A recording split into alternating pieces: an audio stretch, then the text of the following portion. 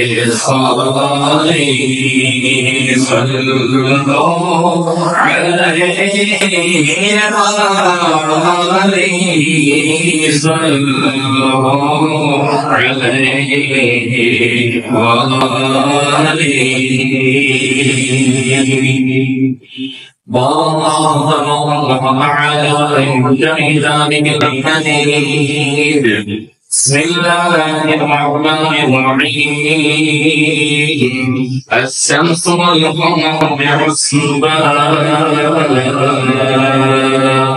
صدق الله مولانا العظيم وبلغ رسوله النبي العظيم الكريم ونحن على ذلك من الشاهدين والشاكرين والحمد لله رب العالمين مولاي صل وسلم دائما ابدا على حبيبك خير الخلق كلهم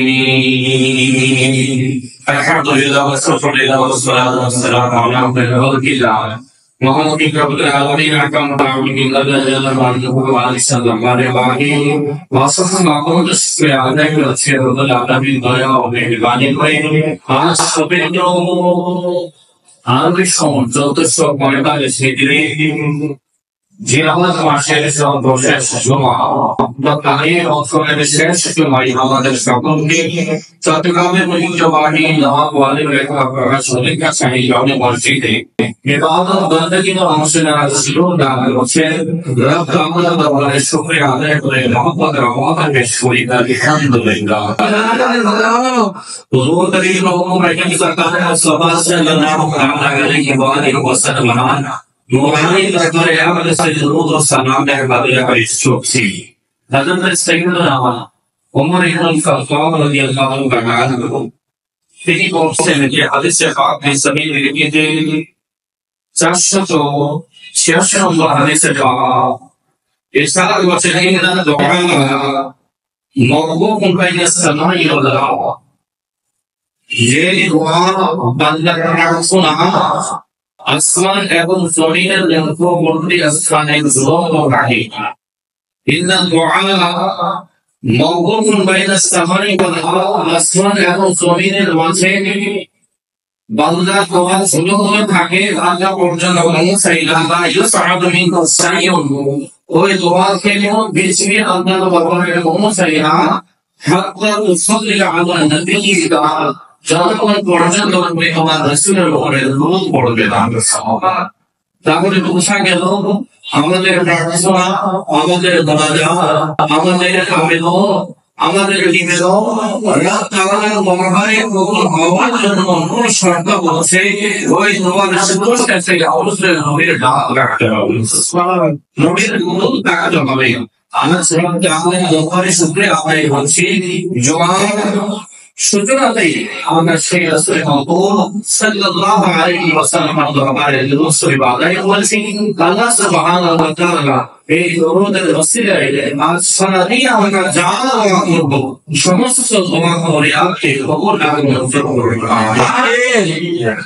নবী করিম আল্লাহর রাসূলের প্রতি সাল্লাল্লাহু আলাইহি গ্রহণ করছি।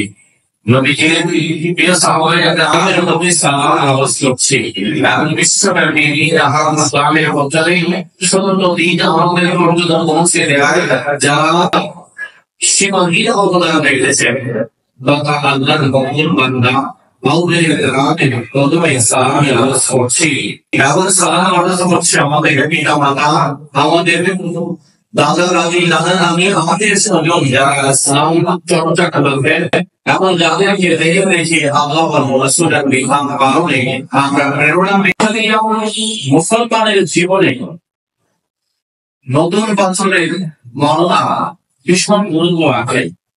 নবী করিম সাল্লাল্লাহু আলাইহি ওয়াসাল্লাম এই ব্যাপারে আমাদেরকে তাগিদ দিয়েছে। বিশেষ করে পবিত্র কোরআন কারীমে আল্লাহ সুবহানাহু ওয়া তাআলা ইরশাদ করেছেন, আশ-শামসু ওয়াল কমারু বিহিসবাহা। সূরা আল-রহমানের ৫ম আয়াতে আল্লাহ সুবহানাহু ওয়া তাআলা ইরশাদ করছেন, আর সূর্য ও চন্দ্র হিসাব নিমিত্তে।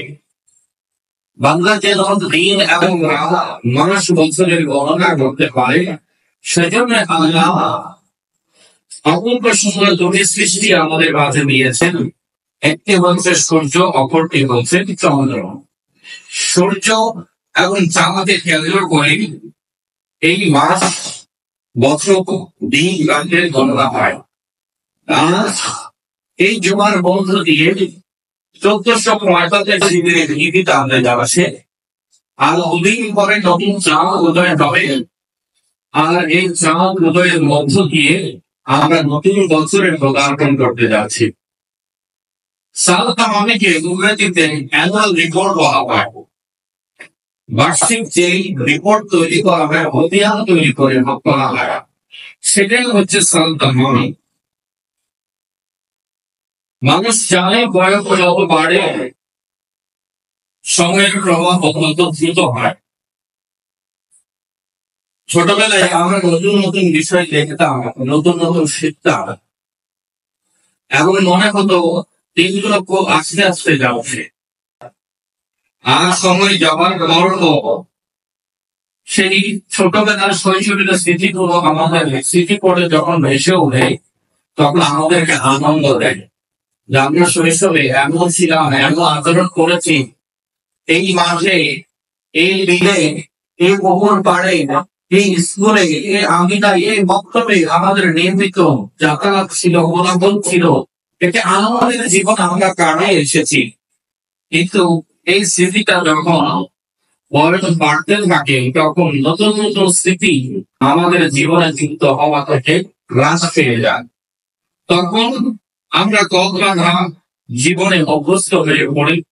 নিয়মিত কি কি প্রোগ্রাম, কি কি কার্যক্রমে নির্বাহ করবো, যারা চাকরিতে, ব্যবসা প্রতিষ্ঠানে, বিভিন্ন জায়গায় নিজেকে এমপ্লয়মেন্ট নিয়ে কনফার্ম করেছেন, নিজেকে নিয়োগ করেছেন, নিয়োজিত করেছেন, তারা নিয়মিত জানেন যে সকালে উঠে আমাকে কখনো অমুক স্থানে যেতে হবে, এরপর অমুক স্থানে যেতে হবে, এরপর রাত এত বলে যখন আমি সেই সুযোগ পাবো, তারপর হয়তো আমি ঘরে ফিরে আসি। এই সময়টা কিন্তু শৈশবের মধ্যে ছিল না। তাই বলা হয় যে প্রাত্যহিক রুটিন বাঁধা ব্যাপৃত জীবনে নতুন স্মৃতি তৈরি রাখা সীমিত হয়ে আছে।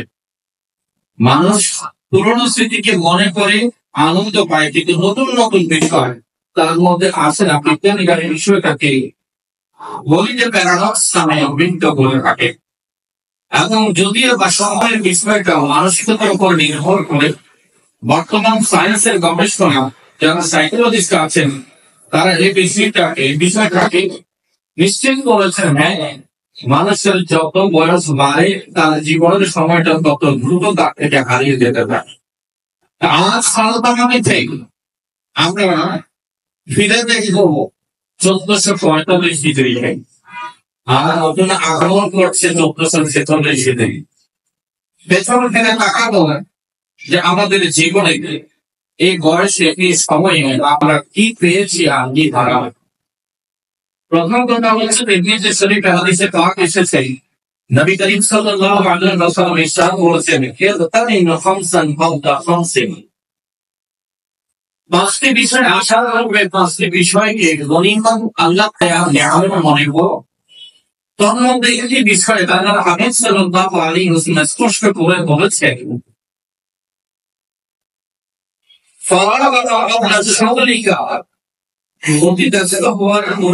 অবসর সময়টাকে আল্লাহ মনে করো। মৃত্যু এসে তোলা করবে, জীবনটাকে আল্লাহ মনে করো।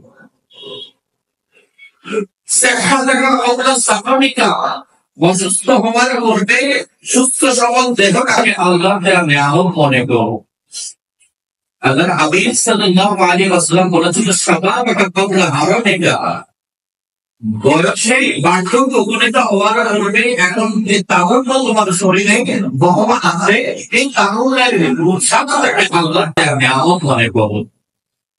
যারা সময় এসেছে আমাদেরকে ফিরে দেখা এবং ভবিষ্যৎ আগামী 1 বছরের জন্য দৃঢ় সংকল্প বলতে হবে।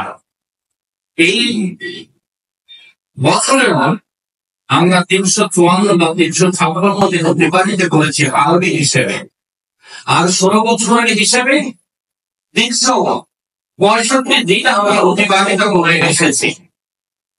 এখন রমজানের দরবারে আমরা কতটুকু অগ্রসর হতে পেরেছি আর রব থেকে আমরা কত দূরে সরে গেছি, এটার একটু হিসাব কষে দরকার আছে। জীবন থেকে যে সময়টা হারিয়ে গেছে সেটা দিয়ে আর ফিরে আসবে। আমরা দিন যত যাচ্ছে ততই আমাদের লিমিট অফ টাইম হবে, সময়ের যেই সমস্যা আল্লাহ সুবহানাহু ওয়া তাআলা বেঁধে নিয়েছেন আমাদের মধ্যে গোপন রেখেছেন, কিন্তু নির্দিষ্ট সময়ে আমাদের মৃত্যু আসবে, এটা তো নিশ্চিত। এখানে কারো অস্বীকার করার কোনো সুযোগ নাই। কারো কোনো রিকোয়েস্ট, কারো কোনো অনুরোধে কারো হায়াত বাড়িয়ে দেওয়া হবে, কারো সময় বাড়িয়ে দেওয়া হবে, এমন এক মুহূর্তের জন্য বাড়িয়ে দেওয়া হবে, এমন কোন সুযোগ আছে নাই। পবিত্র কোরআন কারীমে আল্লাহ সুবহানাহু ওয়া তাআলা ইরশাদ করেছেন, ইদা জাআ আজালুহু লা ইস্তাখিরুনা সাআতান ওয়া লা ইস্তাকদিমুন। যখন সাহেবের আজাল মানে আল্লাহর দরবারে আমরা তওবা করব। এমন অনেক দিন আমাদের কবর হয়েছে যেই দিনেই আল্লাহ দেওয়া ফরজ ইবাদত থেকে আমরা অবনত গেছিলাম, ঠিক সময়ে নামাজ পর্যন্ত আদায় করিনি। এমন অনেকের জীবন বলে দেখা যায় 365, 354 বা 56 দিন যে হিসেবে ধরি না কেন, অনেকের দেখা যাবে অনেক ওয়াক্ত নামাজ এখনো কাজা রয়ে গেছে। বান্দা সওয়াবের কথা খুব যত্ন করে মনে রাখে, কিন্তু গুনাহের কথা খেয়ে খুব অল্পতেই সে ভুলে বসে। আল্লাহ সুবহানাহু ওয়া তাআলা হাবিব বলেছেন, নেকির কথা মনে না রেখে বদির কথা মনে রাখো, আর বারবার আল্লাহ তাআলার বন্দিত হয়ে নওয়াজ পড়তে থাকো। আল্লাহ ইবানে সামবিদাল্লাহ জান্নাতাহু। যখন বান্দা অপরাধ থেকে বড় বিস্মরণ করে রবের দরবারে হায়াত আছে তওবা করে, আল্লাহ তাআলা ওই বান্দাকে নবজাত শিশুর মনে করে দেন। সুবহানাল্লাহ। রব্বুল আলামিন এই অনুমতি আমাদের সবাইকে নসিব করুন। যে বিষয়টা আমাদের রিসার্চ করতে হবে, আমরা তো সবাই সম্পদ অর্থবিত্ত কার হচ্ছে যত পাবো তত জমা আছে তত বেড়ে হলো, এটার হিসাব কারণই নেই। জীবন থেকে যে এত গুরুত্বপূর্ণ একটি বয়স চলে গেল, চলে গেল। অনেকের বয়স 30 পেরিয়ে গেছে, অনেকের বয়স 40 পেরিয়ে গেছে, অনেকের বয়স 50 পেরিয়ে গেছে, অনেকের বয়স 60-এর কোটায়। এখন অপেক্ষায় আল্লাহর হাবিব 63 বছর ছিলেন। আমি সেই রাসূলের উম্মত, তার এই হায়াতের একটা প্রভাব, একটা বরকত আমার জীবনের সাথে জড়ে যাও। যে কোনো মুহূর্তে মালাকুল মউতের সাথে আমার সাক্ষাৎ হতে পারে। তাই এখন অপেক্ষায় আমি জানি না কোন মুহূর্তে মালাকুল মউত এসে পড়ে, রূপ বাতাস করে। এই যে সময়টা আমরা পেয়েছি, এটাকে বলতে যদি দেই তাহলে আমাদের শেষ সময়টা আল্লাহর দরবারে কবুল হওয়ার জন্য বড় ওসিলা পেয়ে যাবে। নবী করিম সাল্লাল্লাহু আলাইহি ওয়াসাল্লাম হাদিসে বুখারীতে এসেছে, আল্লাহর হাবিব ইরশাদ করেছেন, আল আমালু বিল খাওয়াতিম, শেষ ভালো যাওয়া সফলতা। এখন বছর শেষে ভাবতে হবে জীবনের শেষে আমার চেষ্টা কলেমার সাথে যদি হয়, আমার চেষ্টা যদি কলেমার ইমাম করতে পড়তে হয়, আমার চেষ্টা যদি রাসূল করিম সাল্লাল্লাহু আলাইহি ওয়াসাল্লামের চেহারা দেখতে হয়, আমার চেষ্টা যদি নবীর দুরূদ পড়তে হয়, তাই আজকের জুমা থেকে এই অনুমতিটা আমার জায়গায় যে ওই মুহূর্তটা নিশ্চয়ই মৃত্যুর সময় হতে পারে, সময়ের কাছে আবার বিচ্ছেদের বেদনার কারণ হতে পারে, কিন্তু আমার জীবনের মহাবিদের দিন হয়ে যাবে। সেই শেষ মুহূর্তে আমাকে ইমানের ব্যাপারে কাদরাবিল ঘুরায় নসিব করেছেন। এটা বড় সুবহানাল্লাহ। এই অনুভূতিটা আল্লাহ সুবহানাহু ওয়া তাআলা আমাদের মধ্যে জাগিয়ে তোলার তৌফিক দান করুন। আমিন। এই বছর কত লোক হারিয়ে গেছে জীবন থেকে, পৃথিবী থেকে, নিকটতম পরিচিত যত বন্ধু কীর্তিমান মানুষ। আমরা যখন দুনিয়াতে দেখি, প্রতি ডিসেম্বরে সালতামামি নিয়ে যখন বলা হয়, জানুয়ারি থেকে ডিসেম্বর পর্যন্ত কত গুণীজন, কত মানুষ এই পৃথিবীর মায়া ত্যাগ করে চিরকালের জন্য বিদায় নিয়েছে, সে বিষয়টা ভেসে ওঠে। একজন মুসলমান হিসেবে আমাদের ভাবার দিন হচ্ছে আজকের দিন। আমরা ভাবলো যে একই বছর মহারানুল হারাম থেকে আল-জিহাদ পর্যন্ত আমি কতজন আপনজনকে হারিয়ে বসেছি। আমার পরিচিত, আমার আপন, আমার পরিবেশ, আমার সমাজ থেকে কতজনকে হারিয়েছি, আমার কত বিদ্যা আমার কাছ থেকে চলে গেছে। এভাবে দেখা যায় একটা প্রজন্ম এখন চলে যাচ্ছে। আমার বাবাদের প্রজন্ম, বাবার বয়সে যারা নিয়মিত তাদের কারো না কারো ব্যক্তির সংবাদ এসে পড়ছে, বাবার বয়সে আজ চলে যাচ্ছে, আমরা বেরিয়ে যাচ্ছি, পরবর্তী প্রজন্ম আসছে, তাদের চোখের সামনে আমাদের বিয়ে না বাবা, আমাদের মেয়েটা ভরা করবে। বেশি সময় হাতে নেই। আল্লাহ সুবহানাহু ওয়া তাআলা আর জামালের কাফেলা না রেখে ঢাকার কাফেলা রেখেছেন, এটাই তো বড় আমাদের বিষয়, যে এখন আল্লাহকে ডাকার সুযোগ করে দিয়েছেন রব্বুল আলামিন। আজকের এই দিনে আমাদেরকে পরিপূর্ণ তওবা করে আল্লাহর দরবারে ফিরে আসার তৌফিক দান করুন। আমিন। ইসলামের বিধিবিধান হিজরি সন ও চন্দ্র তারিখের সঙ্গে সম্পর্কিত ধর্মীয় আচার অনুষ্ঠান, আনন্দ উৎসব সহ সব ক্ষেত্রে মুসলিম উম্মাহ হিজরি সনের উপর বসে। আমরা সময়কে যদি খেয়াল করি, দেখা যায় মানুষের প্রয়োজনে ব্যবহার উপযোগী করি, কারণ আমার সময়কে প্রাকৃতিক ভাবে বিভিন্ন ভাবে বিভক্ত করেছেন, যেমন দিন, রাত, মাস, বছর। এই পালাক্রম সময় আগত সবগুলোর স্রষ্টাকে আল্লাহ। আল্লাহ সুবহানাহু ওয়া তাআলা এক জায়গায় রাসূলুল্লাহ সাল্লাল্লাহু আলাইহি ওয়াসাল্লামের মাধ্যমে জানিয়ে দিয়েছেন, তোমরা সময়কে গানমত করো না, সময়কে খারাপ বলিও না। অনেক সময় অনেকে বলতে দেখা যায় যে যুগ খারাপ হয়ে গেছে, বলেনি না, যুগ খারাপ হয়ে গেছে, সময় খারাপ হয়ে গেছে। এভাবে যুগ এবং সময়কে গালমন্দ করে নিন্দা করতে দেখা যায়, বিরস্কার করতে দেখা যায়। কিন্তু তার হাবিব সাল্লাল্লাহু আলাইহি ওয়াসাল্লাম বলছেন, তোমরা সময়কে যুগকে গালি দিও না, কারণ এই সময়ের স্রষ্টাকে। সবাইকে যদি গালমন্দ করা হয় তাহলে তার তৈরি যাবে স্রষ্টাকে গালমন্দ করে রামান্তর হয়ে যায়। বলেছেন যে আমরা বান্দারা সময়কে গালমন্দ নয়, বরঞ্চ নিজেদেরকে দেখা উচিত। এই সময়টা তো ভালো কাজেও ব্যয় হতে পারলো, আবার তাহলেও অন্য কাজও ব্যয় হচ্ছে। এখন সিদ্ধান্তটা কে নিবে?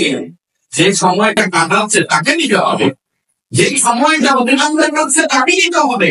সে যদি শুদ্ধভাবে সময় তাকে ইউটিলাইজ করে ইউজ করে, তাহলে ওই সময়টা তার জন্য গোল্ডেন চান্স হয়ে যাবে, তার জন্য একটা সোনালী ভাই হয়ে যাবে, তার জীবনে আল্লাহ সুবহানাহু ওয়া তাআলার ভ্রমণ প্রাপ্তির জন্য একটা সুবর্ণ সুযোগ হয়ে যাবে। আর যদি সে মন্দ করবে, অপরাধ করবে, সেই সময়টাকে পার করে, তাহলে নিশ্চয়ই ওই সময়টা তার জন্য সফল আনতে পারে না। এখন প্রশ্ন হচ্ছে, সময়ের দোষ নাকি সময়ের যে ব্যবহার করছে তার দোষ? উত্তর হবে যে ব্যবহারকারী, সে ব্যবহারকারী আচরণ করে নির্ভরটা করছে যে সময়টা ভালো কাটিয়েছে নাকি খারাপ কাটিয়েছে। আল্লাহ তাআলা আমাদেরকে সত্যিকার অর্থে সময়ের সঠিক মূল্যায়ন করা, ব্যবহারটা অধিকার করুক আমাদেরকে। দেখো পবিত্র কোরআন আল্লাহ সুবহানাহু ওয়া তাআলা ইরশাদ করছেন যে আমি চন্দ্র এবং সূর্যকে হিসাবের জন্য তৈরি করেছি। পবিত্র কোরআনের সূরা আল-আহজাব 36 নম্বর আয়াতে আমাকে আরো স্পষ্ট করে বলা হয়েছে, ইন্না ইদ্দাতাশ শুহুরি ইনদাল্লাহি 12 শাহরান ফি কিতাবিল্লাহি ইয়াওমা খালাকাস সামাওয়াতি ওয়াল আরদ। আল্লাহ সুবহানাহু ওয়া তাআলা ইরশাদ করছেন, নিশ্চয় ইন্না ইদ্দাতাশ শুহুরি ইনদাল্লাহ, আল্লাহ সুবহানাহু ওয়া তাআলা দরবারে গণনার মাস 12 শাহরান 12 মাস। আল্লাহর কাছে গণনার মাসটা কি? 12টি। এবং বলছে কিতাবের লেখা, আল্লাহর কিতাবে আল্লাহ ঘোষণা দিচ্ছে কোন দিন থেকে এই মাসের গণনা শুরু, এই দিনের গণনা শুরু। আল্লাহ সুবহানাহু ওয়া তাআলা বলছেন ইয়াওমা খালাকাস সামাওয়াতি ওয়াল আরদ, যেদিন থেকে আসমান এবং জমিন অস্তিত্বে এসেছে সেদিন থেকে রবের জবানে গণনার মাস হচ্ছে 12টি। একটু ভালো করে বলুন সুবহানাল্লাহ। আল্লাহ সুবহানাহু ওয়া তাআলা প্রতিটি সৃষ্টির পেছনে রহস্য আছে, প্রতিটি সৃষ্টির পেছনে শিক্ষা আছে। তাই প্রত্যেকটা বিষয় যখন আমরা কোরআন থেকে তথ্য পাবো, আল্লাহর পবিত্রতা ঘোষণা করে উচ্চ আওয়াজে বলবো সুবহানাল্লাহ। বলেছেন সুবহানাল্লাহ, এই শব্দের অর্থ হচ্ছে আল্লাহ পাক, আল্লাহ পবিত্র, পবিত্রতা আল্লাহ পবিত্রতা যখন বান্দা ঘোষণা করে, এই জিকির করতে করতে ওই বান্দার পুরো জীবনটাকে আল্লাহ পবিত্র বানিয়ে দেন। আমরা যে কোনো আল্লাহ জিকির করতে যেন লজ্জা না পায়, মসজিদে যখন বসা থাকি, নবী করিম সাল্লাল্লাহু আলাইহি ওয়াসাল্লাম বলেছেন, এটা মারাতু বিরিয়াদিল জান্নাহ। তিরমিজি শরীফের হাদিসে পাক আল্লাহ হাবিব বলেছেন, যখন তোমরা জান্নাতের বাগানের পাশ দিয়ে যাবে, জান্নাতের বাগানে অবস্থান করবে, আল্লাহ হাবিবকে সাহাবায়ে কেরাম জিজ্ঞেস করেন, হলো দুনিয়াতে জান্নাতের বাগান আছে, আমাদের কাছে আপনি এর পরিচয় জানিয়ে দিন। আমার নবী বলেন, মাসাজিদুহা, এই দুনিয়াতে যত মসজিদ আছে প্রত্যেকটা মসজিদ আল্লাহর জান্নাতের বাগান। সুবহানাল্লাহ। এবং নবী মুস্তাফা সাল্লাল্লাহু আলাইহি ওয়াসাল্লাম বলেন, ইযা মারাতুম বিমিনারিল জান্নাহ ফারতাউ, তোমরা যখন এই জান্নাতের বাগান দিয়ে অতিক্রম করবে, তখন জান্নাতের ফল আহরণ করবে। জান্নাতের ফল কি? মসজিদে তো কোনো বৃক্ষ লাগাল দেখি না, কোন ফলজ গাছ আমাদের মাঝে আসে না, জান্নাতের ফলও কি খাবে? তখন আল্লাহর হাবিব বললেন, যখন থাকবে, যতক্ষণ মসজিদে অবস্থান করবে, আল্লাহর তাসবিহ করবে, আল্লাহর তাকবীর করবে, আল্লাহর তাহমিদ করবে, যখনই সময় পাও তুমি বলে বলবে সুবহানাল্লাহ, যখনই সময় পাও তুমি বলে বলবে আলহামদুলিল্লাহ, যখনই সময় পাও তুমি বলে বলবে আল্লাহু আকবার। এই বান্দা যখন তাসবিহ আদায় করবে, দিনের অপর জায়গায় আরো বৃহৎ একটা হাদিসে পাওয়া আছে, মিরাজ রজনীতে সাইয়্যিদুনা ইব্রাহিম খলিলুল্লাহ আলাইহিস সালাম আমার নবী মুস্তাফার সাথে যখন সাক্ষাৎ হলেন, সালাম দিলেন, নবী মুস্তাফা তাকে সালাম দিলেন, তারপরে ইব্রাহিম খলিলুল্লাহ সালামের জবাব দিয়ে বললেন, আমার পক্ষ থেকে আপনার উম্মতকে সালাম শোনাইয়ে দিলেন। সুবহানাল্লাহ। এত করে সিরিয়াল কাজের একজন পয়গম্বর আমাদেরকে সালাম পৌঁছিয়েছেন, আমাদের যোগ্যতায় নয়, আমাদের নদীর পৌঁছাবেন। একটু বড় করে সুবহানাল্লাহ। নবী করিম সাল্লাল্লাহু আলাইহি ওয়াসাল্লামের কারণে, নবীর সাথে সম্পৃক্ত হওয়ার কারণে, আমাদের অ্যাটাচমেন্ট হওয়ার কারণে আমাদের তকদীর কত চমৎকার হয়ে গেছে। আল্লাহ যাকে হাদিস বলেছেন তার পক্ষ থেকে আমাদের জন্য সালাম দিয়েছেন। সুবহানাল্লাহ। এবং তিনি বলেছেন আমার উম্মতদেরকে বলবেন তারা যেন জান্নাতে গাছ লাগায়। জান্নাতে কি লাগাবে? গাছ লাগাবে। বললেন কিভাবে জান্নাতে গাছ লাগাবে? তখন আল্লাহর হাবিবকে তিনি শুনিয়ে দিলেন আপনার উম্মতদেরকে বলবেন তারা যেন বলে সুবহানাল্লাহি ওয়া বিহামদিহি সুবহানাল্লাহিল আযীম। যারা সুবহানাল্লাহি ওয়া বিহামদিহি সুবহানাল্লাহিল আযীম বলতে থাকবে, আল্লাহ সুবহানাহু ওয়া তাআলা ওই বান্দার জন্য জান্নাতে ঠিকই করে দেবেন। এখন গাছের মালিক, গাছ যদি বুঝে না হয় মালিকটা তো সত্য প্রমাণ হবে না, সাব্যস্ত হবে না। তাহলে হাদিস শরীফ থেকে সাইয়েদনা ইব্রাহিম খলিলুল্লাহ আমাদেরকে কি সুসংবাদ দিচ্ছেন, আমাদেরকে শুভেচ্ছা জানাচ্ছেন। বলছেন যারা এই পৃথিবীতে সুবহানাল্লাহ তেলাওয়াত করবে, সুবহানাল্লাহি ওয়া বিহামদিহি বলবে, তাদের নামে জান্নাতে বৃক্ষ দেওয়া হবে। আর জান্নাতের গাছ জান্নাতে থাকবে, গাছের মালিককে জান্নাতের বাইরে না, বরঞ্চ আল্লাহ সুবহানাহু ওয়া তাআলা ইনসাফ করবেন। আল্লাহ সুবহানাহু ওয়া তাআলা ন্যায় করবেন। কাল কিয়ামতের ময়দানে যার হককে বুঝিয়ে দেবেন। তাই বলতে ভাই, যারা এই পৃথিবীতে আল্লাহ সুবহানাহু ওয়া তাআলা জিকির করে আল্লাহ এবং তার রাসূলকে দাবি করতে পারবে, কাল হাশরের ময়দানে এই জিকিরুল্লাহর বদৌলতে তারা সকলে জান্নাতে পেয়ে যাবে। রব্বুল আলামিন আমাদের সকলকে প্রাণ হলে আল্লাহ ও তার হাবিবের জিকির করার তৌফিক দান করুন। আমিন। দেখুন যে কথাটি বলছিলাম, আল্লাহ সুবহানাহু ওয়া তাআলা পবিত্র কোরআনে সূরা তাওবা 34 নম্বর আয়াতে বলছেন ইন্না আরওয়াহুল হুকুমু যালিকা দীনুল কাইয়্যিম, যে এই 12 মাসের মধ্যে 4 মাস হচ্ছে সম্মানিত মাস, ইজ্জতওয়ালা মাস, এবং বলছেন এটাই সুপ্রতিষ্ঠিত বিধান। হাদিসের পাকে যদি আমরা দেখি, নবী করিম সাল্লাল্লাহু আলাইহি ওয়াসাল্লাম এর সাহাবা হযরত আবু বকর রাদিয়াল্লাহু আনহু তিনি বলছেন আল্লাহর হাবিব সাল্লাল্লাহু আলাইহি ওয়াসাল্লাম ইরশাদ করেছেন আলা ইন্নাস সামাওয়াতি ওয়া হাবিবের জিকির করার তৌফিক দান করুন। আমিন। দেখুন যে কথাটি বলছিলাম, আল্লাহ সুবহানাহু ওয়া তাআলা পবিত্র কোরআনে সূরা তাওবা 34 নম্বর আয়াতে বলছেন মিনহা আরবাতুল হুকুম যালিকা দীনুল কাইয়্যিম, যে এই 12 মাসের মধ্যে 4 মাস হচ্ছে সম্মানিত মাস, ইজ্জতওয়ালা মাস, এবং বলছেন এটাই সুপ্রতিষ্ঠিত বিধান। হাদিসের পাকে যদি আমরা দেখি, নবী করিম সাল্লাল্লাহু আলাইহি ওয়াসাল্লাম এর সাহাবা হযরত আবু বকর রাদিয়াল্লাহু আনহু তিনি বলছেন আল্লাহর হাবিব সাল্লাল্লাহু আলাইহি ওয়াসাল্লাম ইরশাদ করেছেন আলা ইন্নাস জামানা قد استطرق هذه يوم خلق الله السماوات والارض। এই হাদিসটি সহিহ বুখারী 4662 নম্বর হাদিসে পাওয়া। আল্লাহর হাবিব সাল্লাল্লাহু আলাইহি ওয়াসাল্লাম ইরশাদ করেছেন যে আসসালামু 12 শাহরা, বছর হচ্ছে 12 মাসে। কোরআন বলেছে আল্লাহর কাছে গণনার মাস কয়টি? 12টি। আল্লাহর হাবিব বলেছেন আসসালাতু ইসলাম 10 শাহরা, যে বছরের গণনার মাস হচ্ছে 12টি। মিনহা আরবাআতুল হুরুম, তার মধ্যে 4 মাস হচ্ছে পবিত্র মাস। সেগুলো কি? সালাতু মুতাওয়ালিয়াতুন, বলছেন 3 মাস হচ্ছে ধারাবাহিক, একের পর এক আসে। সেগুলো কি? যুলকাদা ওয়া যুলহিজ্জা ওয়া মুহররম, জিলহজ এবং মুহররম, এই ধারাবাহিক 3 মাস আল্লাহর দরবারে অতি সম্মানিত মাস। এবং বলছেন রজব শাহর মুবারক বাইনা জুমাদা ওয়া শাবান, আরেকটি সম্মানিত মাস হচ্ছে রজব মাস, যেটাকে আল্লাহর মাস বলা হয়। রজব শাহরুল্লাহ বলা হয়েছে, আল্লাহর মাস হিসেবে যেটাকে আখ্যাত দেওয়া হয়েছে, সেই রজব মাস যেটা জুমাদার মুবারক এবং শাবানের মধ্যবর্তী মাস, এই মাসও আল্লাহর দরবারে অতি সম্মানিত মাস। এখন আমাদের পরিবারের সন্তানদেরকে যদি একটু আমরা করি, ইংরেজি 12 মাসের নাম জানা আছে, অনায়াসে বাচ্চারা পড়াশোনা করবে।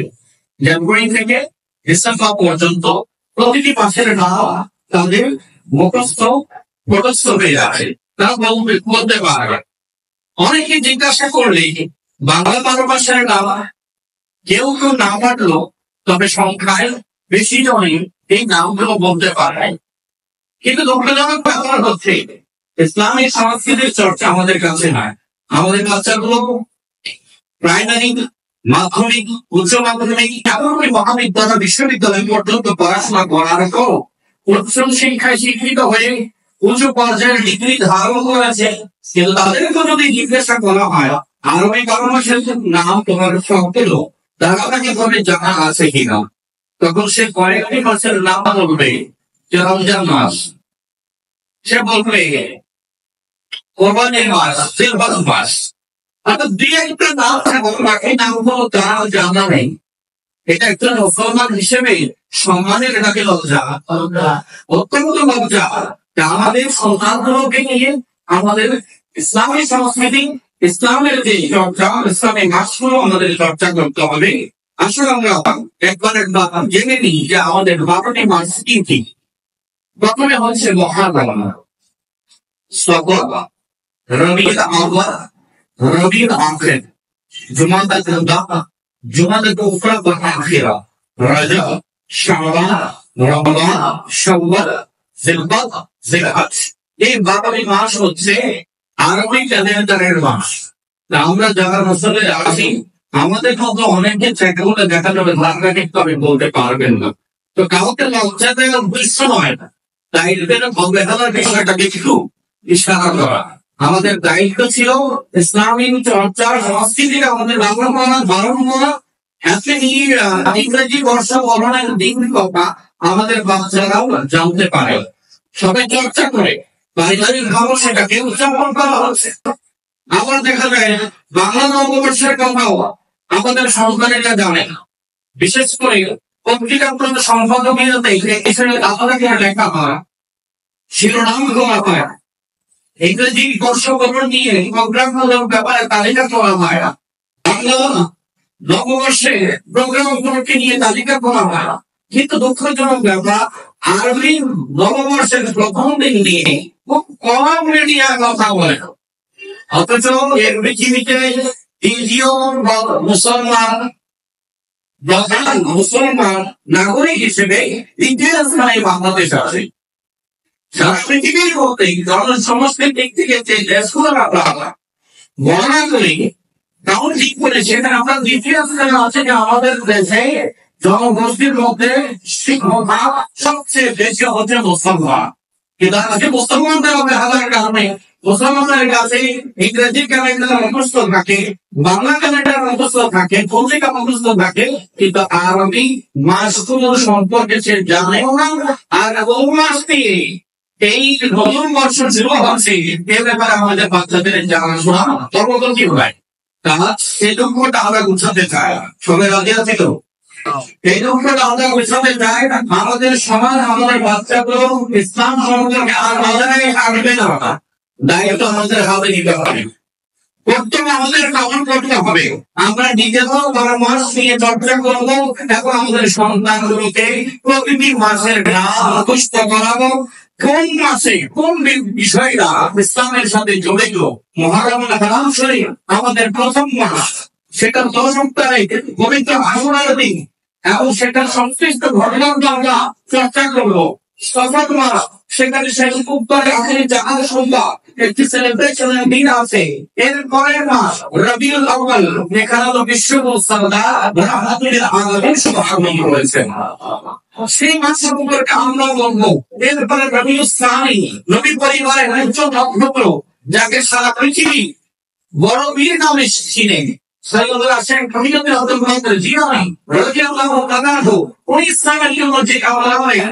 সারা বিশ্বব্যাপী ইসলামের সঠিক পৌঁছিয়ে নিয়েছেন, তার জীবন সম্পর্কে শাসন করেছিলেন। তার বীরত্ব সম্পর্কে আমরা অনেক কিছু জানি। বিশেষ করে আজকের যে আধুনিক সরকার গঠন, সেটার রূপরেখা কিন্তু দিয়েছিল হযরত সাইয়েদনা ওমর ইবনে খাত্তাব রাদিয়াল্লাহু তাআলা। এবং ইতিহাসের জানা যায় না উনি 26 জিলহজ আক্রান্ত হন, 28 জিলহজ আজকের দিন, আজকের জুমার দিন। আজকে আমাদের বাংলাদেশের ক্যালেন্ডারে তারিখ হচ্ছে 28 তারিখ। তাই আজকের দিন উনি শাহাদাত বরণ করেছেন। তার আমরা চর্চা করছি, পাশাপাশি নতুন বছর নিয়ে আমরা আলোচনায় আসছি। দেখুন হযরত সাইয়েদনা ওমর ইবনে খাত্তাব রাদিয়াল্লাহু তাআলা আনহু তাদেরকে আবু মুসা আশআরী রাদিয়াল্লাহু তাআলা আনহুকে বসরার গভর্নর করলেন। তার কাছে বিভিন্ন সময় নিয়ে পত্র পাঠাতেন। আন্না আবু মুসা কাতাবা ইলা ওমর ইন্নাহু ইয়াতিনা বিকা কুতুবুন লাইসা আলাইকুম। হযরত আবু মুসা আশআরী রাদিয়াল্লাহু তাআলা তিনি হযরত ওমরের কাছে চিঠি পাঠালেন যে হুজুর আপনি তো আমাদের কাছে চিঠি পাঠান, কিন্তু ওই চিঠির উপরে কোনো তারিখ লেখা থাকে না। এখন কোন চিঠির আগে কোন চিঠি পরে, কোন বিধান আগে কোন বিধান পরে, এটা মনে রাখার জন্য একটা তারিখ কিছু বলার প্রয়োজন আছে কিনা? আছে। তিনি বললেন যে আমরা বুঝে উঠতে পারছি না যে এটা কোনটা আগে কোনটা পরে, কারণ মানুষ যাওয়ার পরে আস্তে আস্তে স্মৃতি থেকে খুবই জানাশোনা বিষয়গুলো পর্যন্ত তার আনন্দের মধ্যে চলে আসে। তিনি সিদ্ধান্তহীনতার মধ্যে ভোগেন যে কোনটা আগে কোনটা পরে।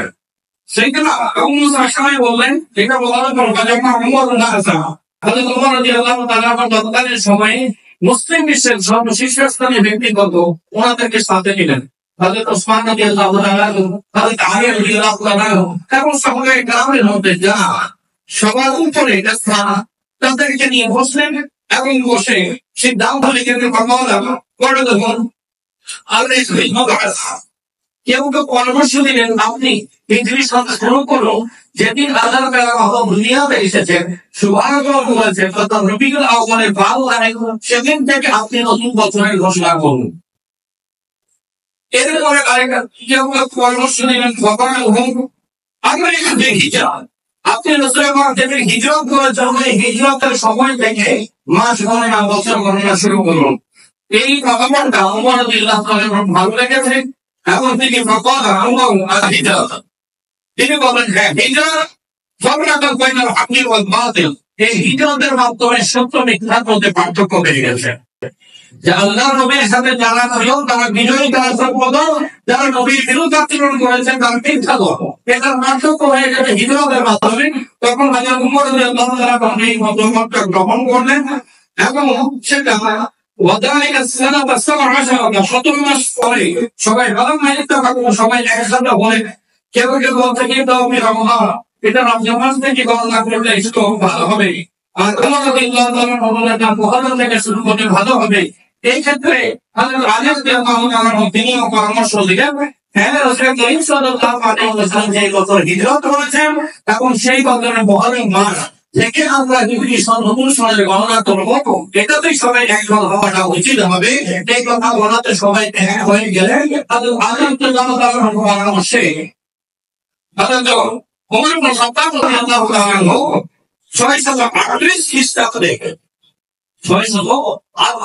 খ্রিস্টাব্দে প্রচলন শুরু করেছিলেন। তো মনে করবো সাথে কাপ্ত দিতাম। আজ আমরা 1445 হিজরির নীতি জানতে যাচ্ছি, 1446 আমরা প্রবেশ করবো। আল্লাহ সুবহানাহু ওয়া তাআলা দরবারে আমরা দোয়া করছি এই হিজরতের মধ্য দিয়ে অনেক গুরুত্বপূর্ণ ঘটনা আমাদের মাঝে এসেছে। বিশেষ করে আল্লাহর হাবিব সাল্লাল্লাহু আলাইহি ওয়াসাল্লাম যখন বলেছেন মক্কায় মুকাররমা, তিনি মদিনা মুনাওয়ারায় গেলেন। এর পেছনে যদি ইতিহাস দেখা যায় নবী সাল্লাল্লাহু আলাইহি ওয়াসাল্লাম যাদেরকে নবুয়ত হিসেবে আল্লাহর দরবারে দাওয়াত পৌঁছিয়েছেন, তারাই আমার নবীকে এই পৃথিবী থেকে নিশ্চিহ্ন করার সহযোগিতা করেছিল।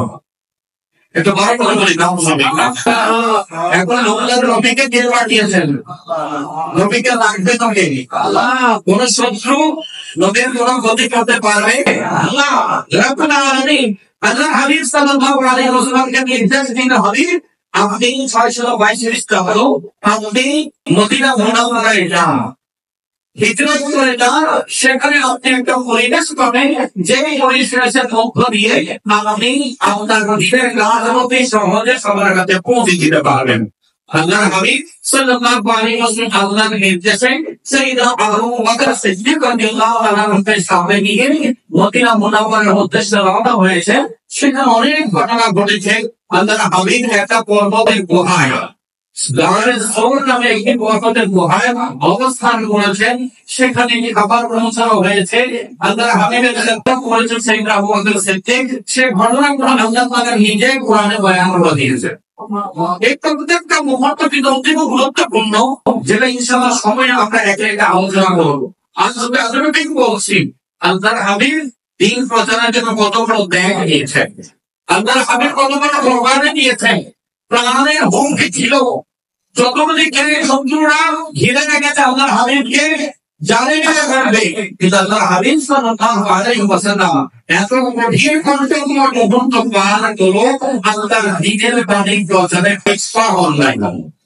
এবং আল্লাহ সুবহানাহু ওয়া তাআলা বলেছেন, হাবিব আপনার জন্য ওয়াকিল হিসেবে আমি আল্লাহ যথেষ্ট, আপনাকে দেখাশোনা করার জন্য আমি আল্লাহ যথেষ্ট। এখন সাইয়েদনা আবু আলী রাদিয়াল্লাহু তাআলা বিছানায় রেখে গেছেন, আমার নবীর আমার জন্য পৌঁছিয়ে যাওয়ার জন্য। এটা আমি জমায় আমাদের সাথে বর্ণনা করেছি। অনেকেই এই বিষয়টাকে কেন্দ্র করে সাইয়েদনা আলী রাদিয়াল্লাহু তাআলার মর্যাদাকে বাড়িয়ে দিতে চান, তাহলে আল্লাহ তাআলা হাবিবের জিকির করার তৌফিক দান করুন। দেখো যে কথা আমি বলছিলাম, আল্লাহ সুবহানাহু ওয়া তাআলা পবিত্র কোরআনে সূরা বাকারা 34 নম্বর আয়াতে বলছেন, মিনহা আরবাআতুন হুকুম যালিকা দীনুল কাইয়িম, যে এই 12 মাসের মধ্যে 4 মাস হচ্ছে সম্মানিত মাস, ইজ্জতওয়ালা মাস, এবং বলছেন এটাই সুপ্রতিষ্ঠিত বিধান।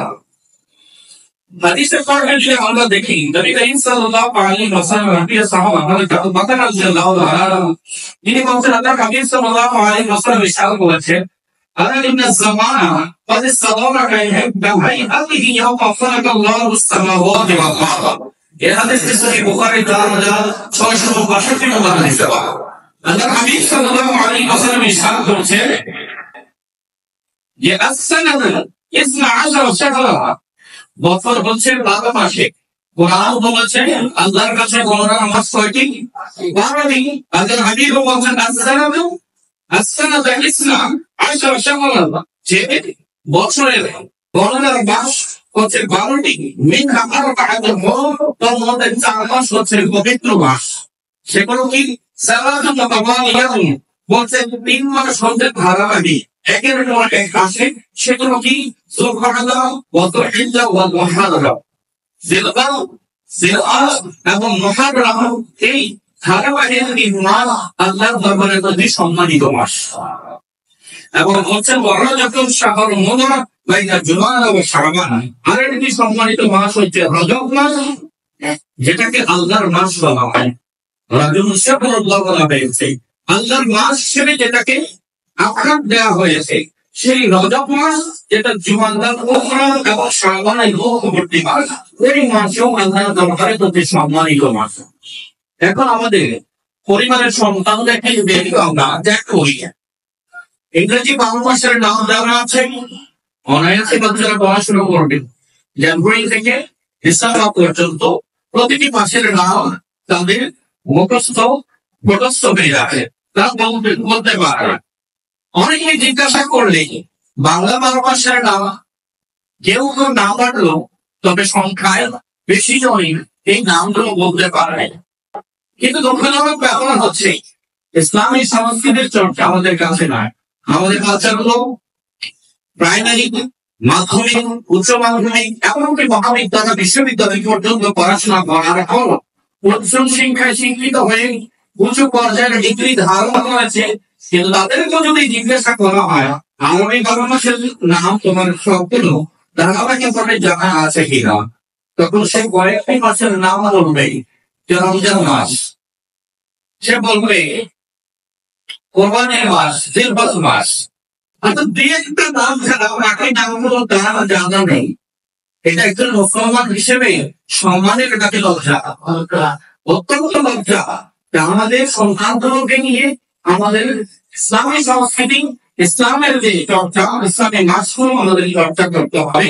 আসলে আমরা একবার জেনে নিই যে আমাদের 12টি মাস কি কি। প্রথমে হচ্ছে মুহররম, সফর, রবিউল আউয়াল, রবিউল আখির, জুমাদাতুল উলা, জুমাদাতুল উখরা ওয়া আখিরা, রজব, শাবান, রমজান, শাওয়াল, জিলকদ, জিলহজ। এই 12টি মাস হচ্ছে আগামী ক্যালেন্ডারের মাস। আমরা যারা মুসলমান আছি আমাদের মধ্যে অনেককে চেক করে দেখা যাবে ধারাঘাটি কিন্তু আপনি বলতে পারবেন না।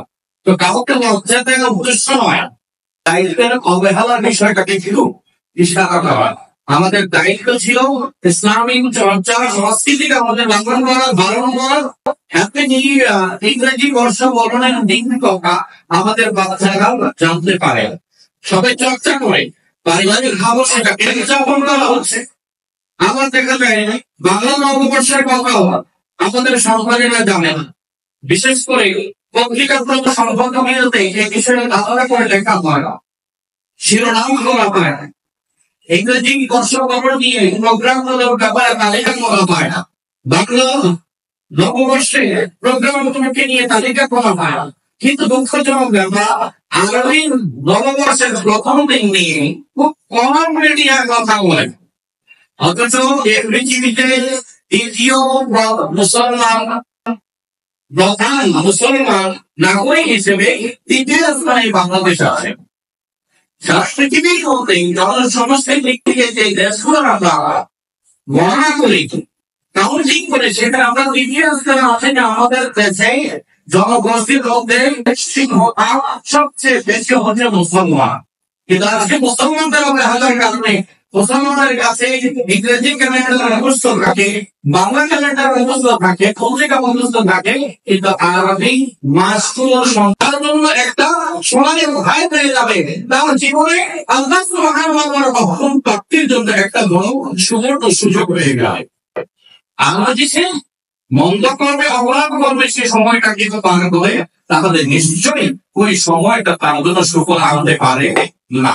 এখন প্রশ্ন হচ্ছে সময়ের দোষ নাকি সময়ের যে ব্যবহার হচ্ছে তার দোষ? উত্তর হবে যে ব্যবহারকারী, সে ব্যবহারকারী আচরণের উপর নির্ভরটা করছে যে সময়টা ভালো কাটিয়েছে নাকি খারাপ কাটিয়েছে। আল্লাহ তাআলা আমাদেরকে সত্যিকার অর্থে সময়ের সঠিক মূল্যায়ন করার ব্যবহারটা তৌফিক দান করুন। দেখুন পবিত্র কোরআন আল্লাহ সুবহানাহু ওয়া তাআলা ইরশাদ করছেন যে আমি চন্দ্র এবং সূর্যকে হিসাবের জন্য তৈরি করেছি। পবিত্র কোরআনে সূরা তাওবা 36 নম্বর আয়াতে পাকে আল্লাহ স্পষ্ট করে বলা হচ্ছে ইন্না ইদ্দাতুশ শুহুরি ইনদাল্লাহি 12 শাহরান ফি কিতাবিল্লাহি ইয়াওমা খালাকাস সামাওয়াতি ওয়াল আরদ। আল্লাহ সুবহানাহু ওয়া তাআলা ইরশাদ করছেন নিশ্চয়ই ইন্না ইদ্দাতুশ শুহুরি ইনদাল্লাহ, আল্লাহ সুবহানাহু ওয়া তাআলা দরবারে গণনার মাস 12 শাহরান 12 মাস। আল্লাহর কাছে গণনার মাসটা কি 12টি। এবং মুসাফি কিতাবের লেখা আল্লাহ কিভাবে আল্লাহ ঘোষণা দিচ্ছেন কোন দিন থেকে এই মাসের গণনা শুরু, এই দিনের গণনা শুরু। আল্লাহ সুবহানাহু ওয়া তাআলা বলেছেন ইয়াওমা খালাকাস সামাওয়াতি ওয়াল আরদ, যেদিন থেকে আসমান এবং জমিন অস্তিত্ব থেকে সেদিন থেকে রবের জমানের গণনার মাস হচ্ছে 12টি। এটা বড় সুবহানাল্লাহ।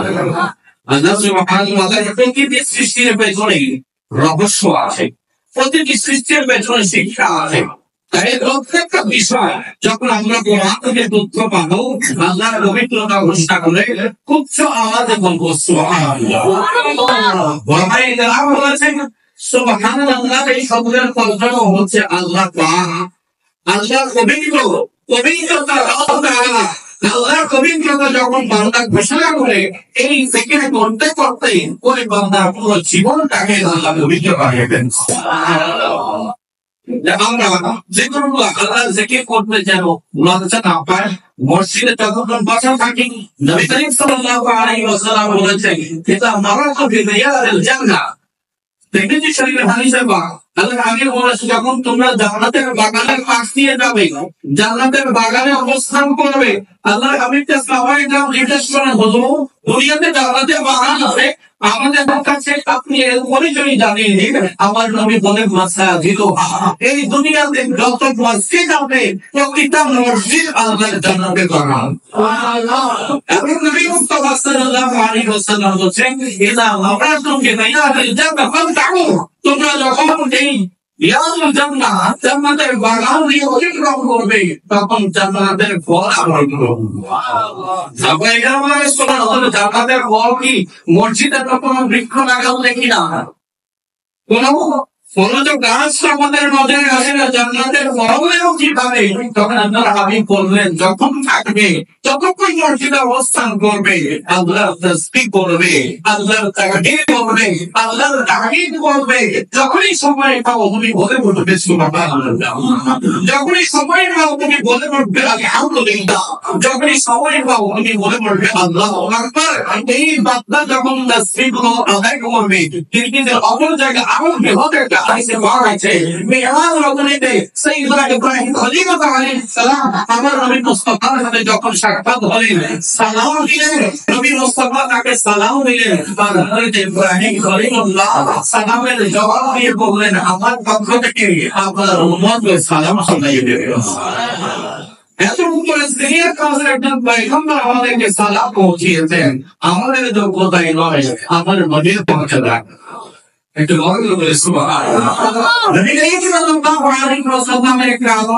নবীর সাথে সম্পৃক্ত হওয়ার কারণে, আমাদের অ্যাটাচমেন্ট হওয়ার কারণে আমাদের চোখের কত চমৎকার হয়ে গেছে। আল্লাহ যাকে হাজির বলেছেন তার পক্ষ থেকে আমাদের জন্য সালাম দিয়ে গেছেন। এবং তিনি বলেছেন আপনার উম্মতদেরকে বলবে তারা যেন জান্নাতে গাছ লাগায়।